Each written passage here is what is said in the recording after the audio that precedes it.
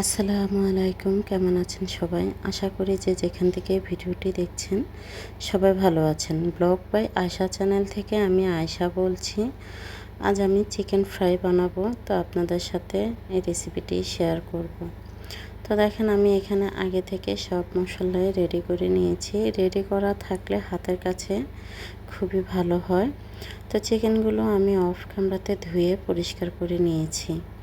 তো এখানে আমি সয়া সস নিয়েছি, তো আপনারা দেখতে পাচ্ছেন। তো এখন কিন্তু আমি চিকেনে সব মশলায় অ্যাড করব। তো স্বাদ মতন এখানে লবণ দিয়ে দিয়েছি, ধনিয়ার গুঁড়ো দিচ্ছি আমি 1 চা চামচ, মরিচের গুঁড়ো দেবো এখানে 1.5 চা চামচ, জিরার গুঁড়ো দেবো এখানে 1.5 চা চামচ। তো ঝালটা আপনারা বুঝে দেবেন, অনেকে ঝাল কম খান, ওই হিসাবে আপনারা ঝালটা ব্যবহার করবেন। তো এখানে 2 টেবিল চামচ আদা রসুন বাটা দিয়েছি, টমেটো সস দিয়েছি 1 টেবিল চামচ, সয়া সস দেবো আমি এখানে 1 টেবিল চামচ। সয়া সসটা বুঝে দিতে হবে, সয়া সসে লবণ আছে। তো যেহেতু আমরা চিকেনে লবণ দিয়েছি, তো সেজন্য আমাদেরকে বুঝে দিতে হবে। ডার্ক সয়া সস এখানে 1 টেবিল চামচ দিয়েছি। সাথে এখন আমি এখানে 1 পিস লেবুর রস দিয়ে দেব। লেবুর রসটা খুব ভালো করে চিপে নিচ্ছি আমি, দেখতে পাচ্ছেন। তো সাথে এখানে আমি গুঁড়া দুধ দিয়েছি 2 টেবিল চামচ। এখন আমি সব কিছু খুব ভালো করে মিশিয়ে নেব, যেহেতু চিকেনের গায়ে মশলাগুলো লেগে যায়। তো দেখতে পাচ্ছেন আমি কিন্তু কিভাবে মিশাচ্ছি। এখন খুব ভালো করে মিশিয়ে আমি এটা রেস্টে রেখে দেব আধা ঘন্টার জন্য। যদি আপনাদের হাতের কাছে সময় না থাকে তাহলে আপনারা সাথে সাথে ভেজে নিতে পারবেন। তো চিকেন ফ্রাই কিন্তু বাচ্চারা বলেন ছোট বড় সবাই চিকেন ফ্রাই খেতে ভীষণ পছন্দ করে।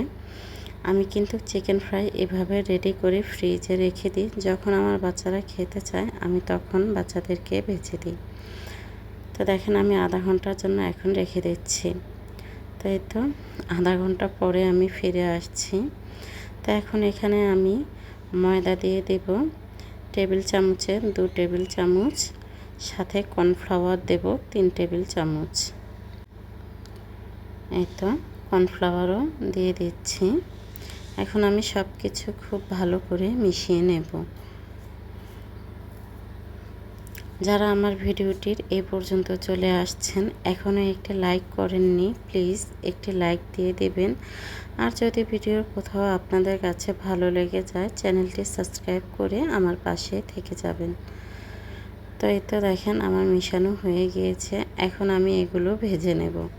আমি আগে থেকে কড়াইতে তেল দিয়ে গরম করে নিয়েছি। তো এখন আমি চিকেনগুলো এখানে দিয়ে দেব। আমার চুলার আগুনটা এখানে আমি কমিয়ে দিয়েছি, খুব বেশি দেব না, তাহলে এটা পুড়ে যাবে উপর দিয়ে, ভিতরে কিন্তু হবে না। তো সেজন্য আমি চুলার আগুনটা কমিয়ে দিয়েছি।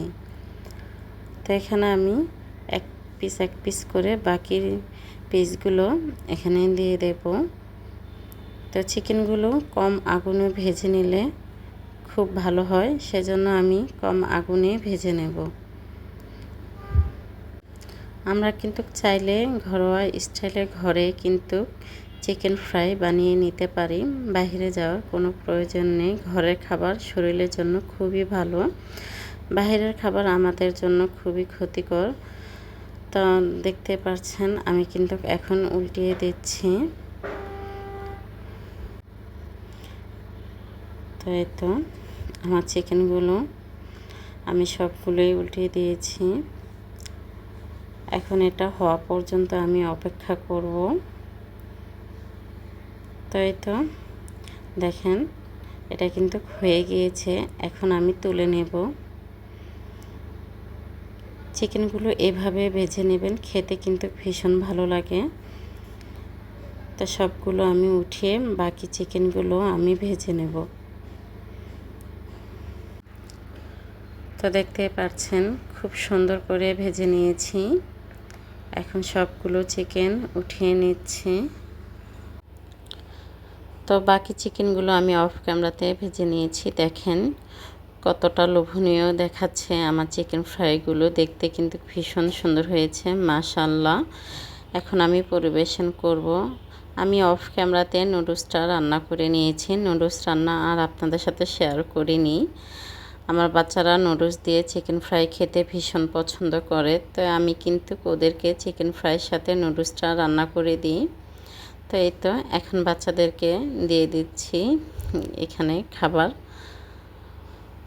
তো আমি কিন্তু ভিডিও শেষ পর্যায়ে চলে আসছি। তো সবাই ভালো থাকবেন, সুস্থ থাকবেন, সবাই আমার জন্য দোয়া করবেন। আসসালামু আলাইকুম, আল্লাহ হাফেজ।